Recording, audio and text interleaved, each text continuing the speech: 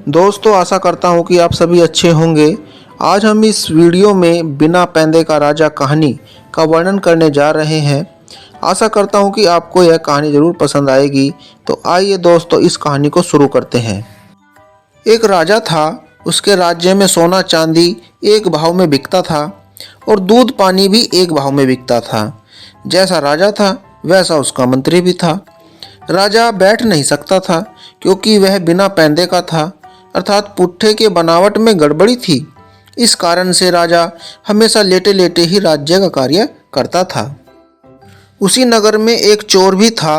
वह रात को 12 बजे चोरी करने के इरादे से नगर में निकला। एक सूने घर में घुसकर चोरी करने के इरादे से वह दीवार के अंदर सेंध करने लगा। पहले उसने घर के अंदर की हलचल का अंदाजा लगाया। जब सब कुछ शांत पाया तो उसने अंदर जाने के लिए सेंध में सिर डाल दिया। कच्ची दीवार होने के कारण दीवार उसके ऊपर गिर गई और वह तड़पता हुआ वहीं मर गया।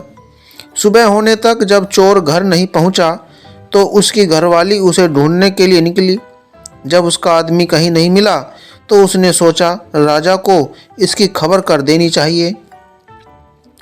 उसी समय उसने देखा कि एक जगह उसका आदमी मरा पड़ा है और वहाँ भीड़ लगी है। चोर की घरवाली राजा के दरबार में पहुंची और बोली, महाराज, मेरा आदमी कल चोरी करने गया था। उसने सेंध लगाई थी और उसमें सिर डाला ही था कि दीवार के गिर जाने से वह मर गया। इसके लिए उस घर के मालिक को सजा मिलनी चाहिए। राजा ने मकान मालिक को दरबार में हाजिर होने का हुक्म दिया। डरता कांपता घर का मालिक दरबार में हाजिर हुआ। कांपते हुए उसने कहा, हजूर, चोर को मैंने नहीं मारा, वह खुद ही मर गया। राजा ने कहा, चोर तुम्हारे घर चोरी करने गया और दीवार गिरने से वह मर गया। तुमने दीवार अच्छी क्यों नहीं बनाई थी? हजूर, मेरी कोई गलती नहीं है। दीवार बनाने वाले मिस्त्री ने गलती की है जो ऐसी कमज़ोर दीवार बनाई। राजा ने हुक्म दिया कि दीवार बनाने वाले मिस्त्री को हाजिर किया जाए।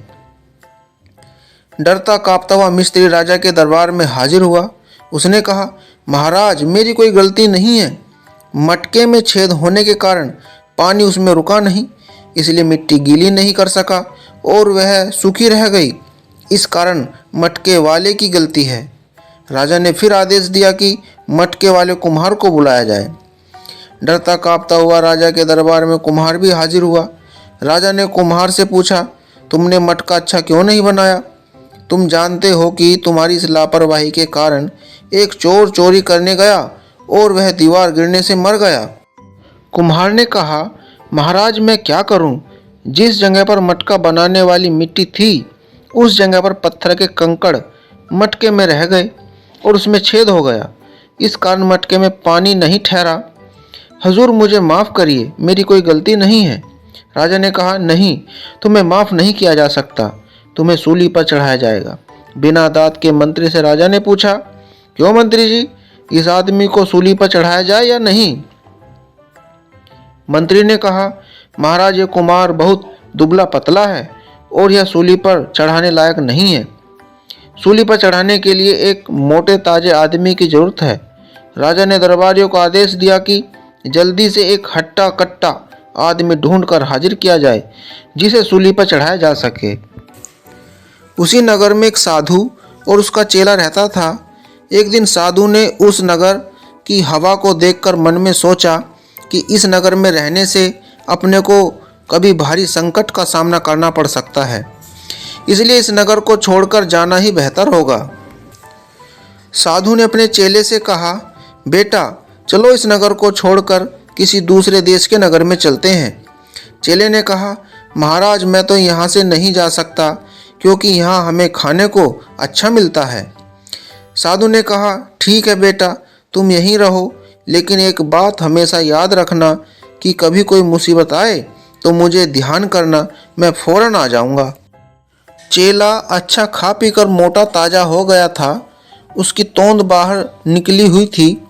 उस नगर के राजा के आदमी ऐसे ही मोटे ताजे आदमी की तलाश में थे जिसे सूली पर चढ़ाया जा सके। खोजते खोजते आखिर चेला मिल गया। राजा के आदमियों ने उसे पकड़ लिया और राज दरबार में राजा के समक्ष हाजिर कर दिया। राजा और उसका बिना दांत का मंत्री तथा उस नगर के तमाम निवासी सभी इकट्ठे होकर सूली वाली जगह पर पहुँचे। जब चेले को सूली पर चढ़ाने की सारी तैयारियां हो गई और चेले को याद आया कि अब उसके सामने मौत घूम रही है, तो अपने गुरु की बात याद आई और वह उनका ध्यान करने लगा। साधु को पता लग गया कि चेला याद कर रहा है, जरूर कोई भारी मुसीबत उसके ऊपर आ गई है। वे उठे और चेले की तरफ भाग चले। साधु महाराज रास्ते भर चिल्लाते आ रहे थे कि अरे राजा, मंत्री और नगरवासियों, रुक जाओ, मैं आ रहा हूँ। मैं स्वर्ग जाना चाहता हूँ क्योंकि स्वर्ग में इंद्र का सिंहासन खाली है और मैं सूली पर चढ़कर इंद्र के सिंहासन पर बैठना चाहता हूँ। हटो, मुझे सूली पर चढ़ जाने दो। साधु की बात सुनकर राजा बोला, अरे मेरी सूली है और मैं स्वर्ग नहीं जा सकता, दूसरे को स्वर्ग भेज रहा हूँ। वह वहाँ जाकर इंद्र का पद लेकर स्वर्ग का राजा बन जाएगा। राजा ने कहा, नहीं, सूली पर पहले मैं चढ़ूंगा ताकि इंद्र का पद मुझे मिल जाए। राजा अपने मंत्री की सहायता से सूली पर चढ़ गया और वह मर गया। राजा के स्वर्ग में जाने के बाद बिना दांत के मंत्री ने सोचा, मैं यहाँ रहकर क्या करूँगा?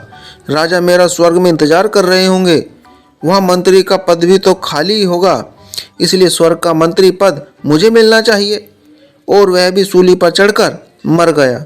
राजा और मंत्री जब सूली पर चढ़कर मर गए तो नगर के और उस देश के निवासियों ने राहत की सांस ली और सोचा, मूर्ख आदमी मूर्ख ही होता है और बुद्धिमान व्यक्ति तो बुद्धिमान ही होता है।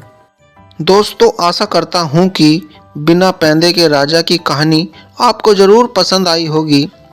यदि यह कहानी आपको पसंद आई हो तो इस वीडियो को लाइक करें, चैनल को सब्सक्राइब करें और ऐसे ही मज़ेदार कहानियों के साथ मिलते हैं अपनी नेक्स्ट वीडियो में। तब तक आप अपना ख्याल रखिएगा। धन्यवाद।